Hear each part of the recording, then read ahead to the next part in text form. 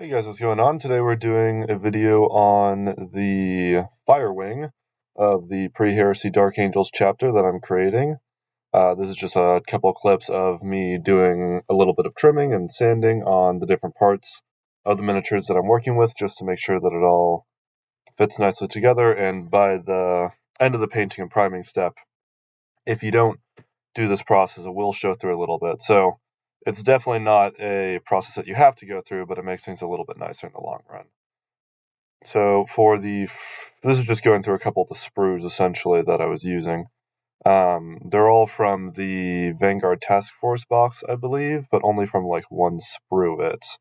I used one of the lead miniatures for the captain, or not the captain, whatever the squad leader is, because sprue comes with about 5 infiltrators and then a suppressor and one of the sniper guys. And so I basically just bought the one sprue because those were the miniatures that I wanted and I wasn't too interested in the rest of it.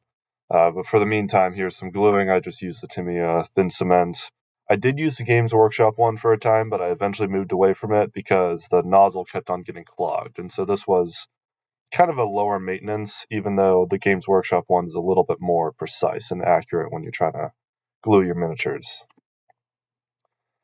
Besides that, we should be getting into the actual conversion now. So this first guy, I believe, is going to be my Grenadier character. I really like this headpiece on the arm because of the communication sort of stance that he had. I just hadn't really seen anything like it before, and so I wanted to include it. There are going to be sometimes in the kit where I just use the parts that were in there, and then sometimes where I move things around and, specialize these characters a little bit more. So for this one, I decided to go with a Grenadier sort of look, and therefore you'll see me cutting off some of these tabs and adding in other parts. For this guy, the medic, he was basically kept as he was in the kit for the most part.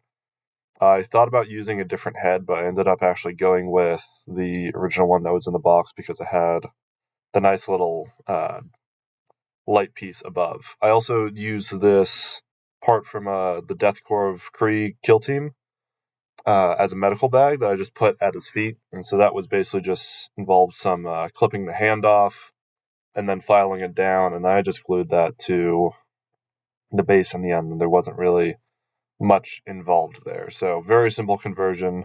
Try to use, pieces that are not from the original kit that you're going with, or even in this case, the army. This is not a Space Marine kit at all. It's Astra Militarum, or more specifically, as I said, Death Corps.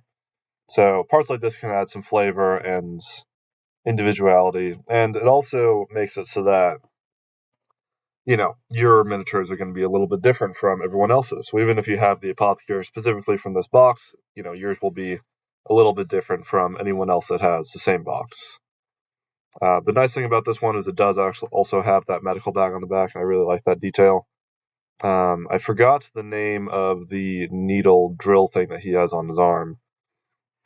Another conversion that you'll see now is me also adding a couple more grenades. I like to add these on the shoulders. They're supposed to go on the torsos, and you can get these very easily in the box with Reavers, Infiltrators, and Incursors. Those last two are the same box. But the shoulders are a nice curve to add these on, and I kind of like the look of, you have these big blank spaces on their shoulders. You may as well throw some extra equipment on here. And so this is something that you'll see with a couple other of my figures going forward in the video, and maybe in future projects as well. I tend to do this on a lot of different things. So those kits are very useful. This is the other head that I mentioned earlier that I was thinking about adding, but ultimately I went with the little, the light above his head that's on the original kit instead. This is my sniper specialist, so I gave him a Stalker bolt rifle from the Company Champions, I believe, or Company Heroes, one of those two. Besides that, there wasn't that much conversion added into this guy. He had a sniper head that was from the same sprue, but for the actual sniper specialist. I used a different head on him, though, and maybe he'll be in a future video. The other arm, I did a magazine reload, so I figured he just finished a a magazine, and he's switching to his next one. Not really too much involved with that part of the conversion, but there it is. The rest of it was just some random bits. This one was also from that Company Heroes box, and I just kind of liked it. It had an extra scope, which I figure would fit with the character, and a combat knife that would also fit pretty well. As an example, like the Space Marine video game, if you have a sniper character, he always has that knife, so I kind of like that detail. This guy mostly left as is. There's not really too much involved in this one, so we're basically just going to skip to the next guy in a minute. But he does have some communications stuff that I kind of liked. This is the torso of the lieutenant that's in the box. And I gave him an arm that I believe is from the Incursor sprue. And, it kind of gives him like an interesting kneeling pose instead of a lunging forward. So he looks more like he's calculating his path before he moves forward with whatever mission that they're on right now. Besides that, there's not too much of note with this figure. I did end up adding some stuff that I'll show you in a moment, but there's not too much involved in this conversion either. Most of the kit is left as it was in the original. I ended up using this robot arm. This is also from the Company Heroes box. That is a really great box if you want some nice bits. And then I was thinking about using this head, but instead I ended up eventually just reverting back to the original one that's in the kit. It's this one right here.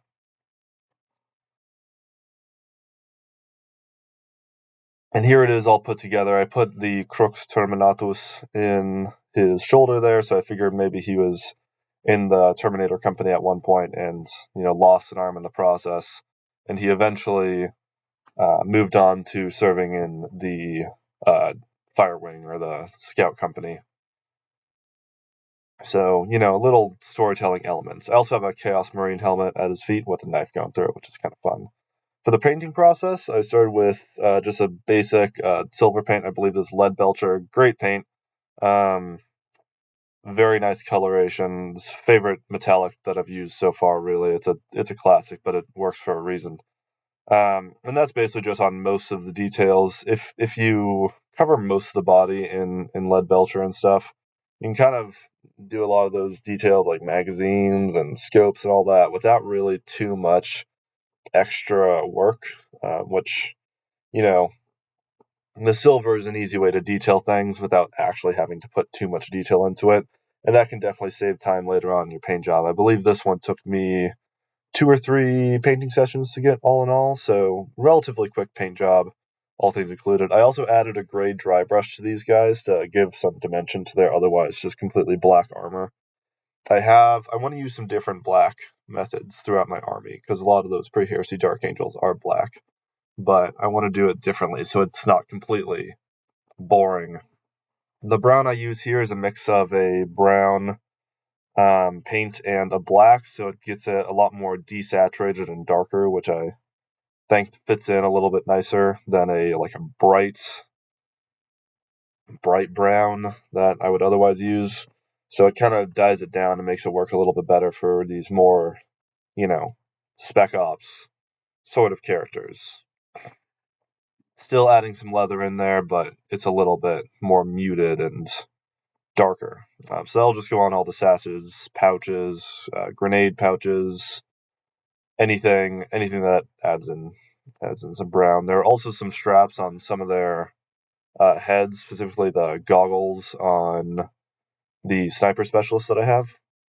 And so that'll also be in the same brown color. So pretty much the same thing all the way through. Not too much of note there. Just make sure you get everything before you move on, because it's very easy to mix something and then you get derailed and you have to go back. You move on to the reds like I am here, and then you move back to the brown because you didn't finish it previously.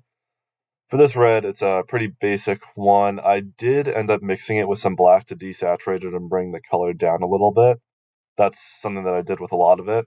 But when we see the highlighting in it in a moment, it'll move back up to that brighter red, and so that adds some dimension to it.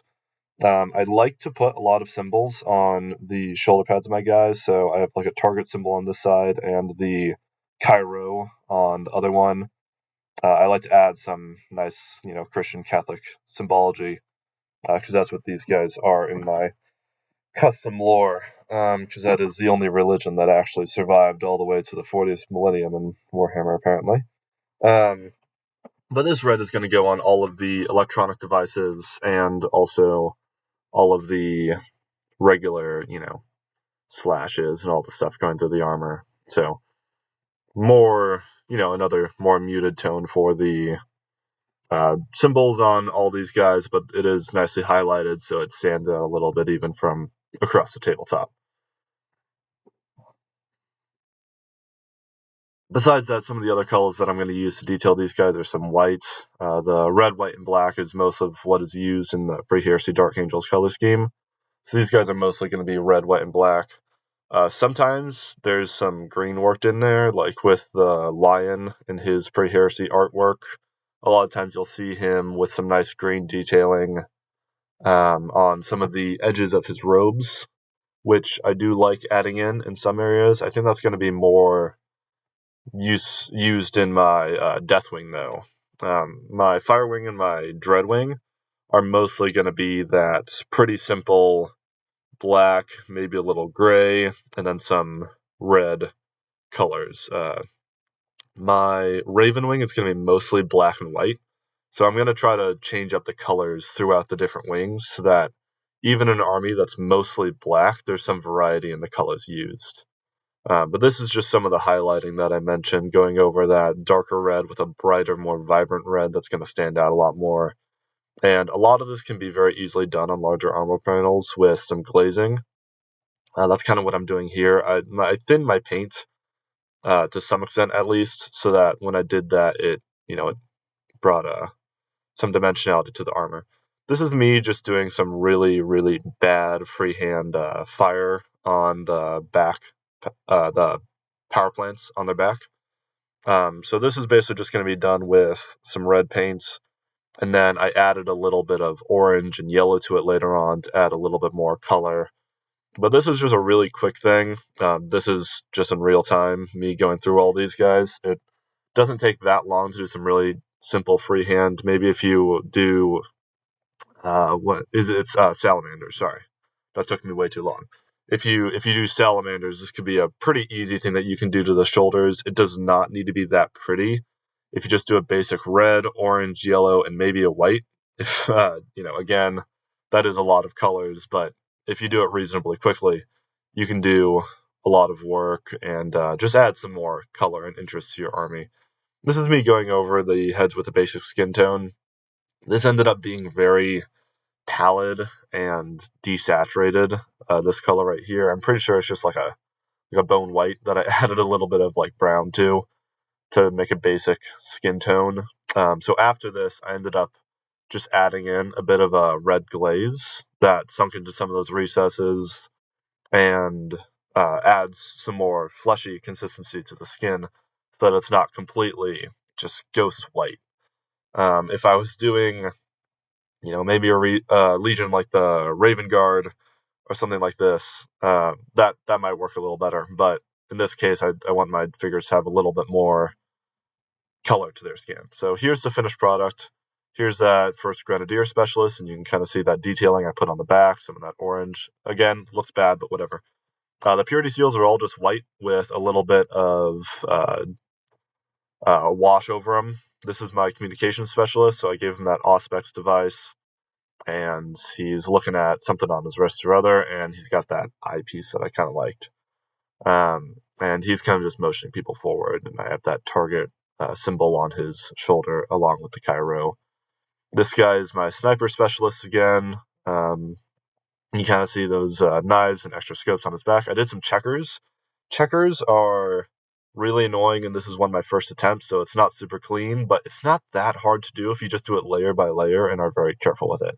You kind of have to stipple them on, and then you can kind of add a little bit more of the sharpness as you refine it. So try it out. It might be interesting. This is my apothecary for the squad. So he has all those pouches on him. He's got his case on the bottom there. And all the bases I'm going to redo later, but I just basically just threw random gray and brown tones on there. So Maybe I'll do a separate video on me attempting to learn basing in the future, but I'm just not really there yet. And this is my squad leader. So he has that Chaos Marine helmet that he has a knife going through on the base. I really like that detail. Some random things on his back, some pouches and all that stuff. The arm, that was just silver with a black wash over it, so super basic there. In any case, I hope you guys like this. This is my Firewing squad. I don't know what I'm going to do next. Put it in the comments. Please do put a comment on the video, like and subscribe. I would very much appreciate it.